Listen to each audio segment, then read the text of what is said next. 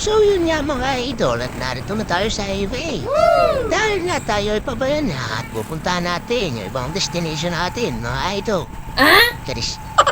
Kaya tara na nga mga idol at samahan muna ninyo ako dito sa ating pag-road trip ng ating Rossi 175. Tara Lach!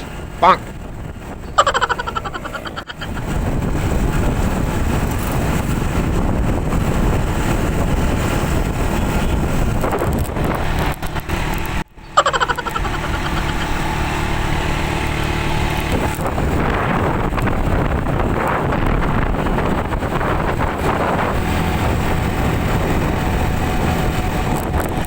A few moments later. So bali dumaan nga pala tayo dito sa aming terminal at nang marita ko naman yung aking mga kasama pugi. Bonk! Charis. Pugi. At ayun na nga ako mga kasamang pugi at yun na naprista si Ninong Kadis at saka si Kuya Arnold mga idol.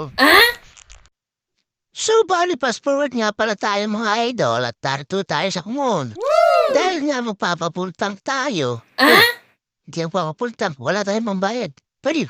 Hindi na ako mga idol at talaga nga tayo nagro-road trip nga at dito nga na tayo dinala. So bali tayo babalik na nga pala muna at dahil tayo nga ay may kakaunin pasahero mga idol. Hindi totoo yan. Bola lang yan.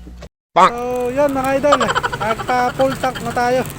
Ayan yung price ng ating full tank, 433 mga idol, dahil may dati pa itong laman.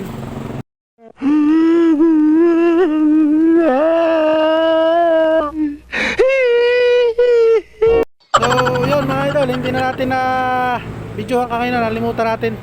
Kaya yan, nagpa-full tank tayo, yan ang puno. So matagal-tagal to bago maubos. Siguro matipid naman tong ating Rossi 175.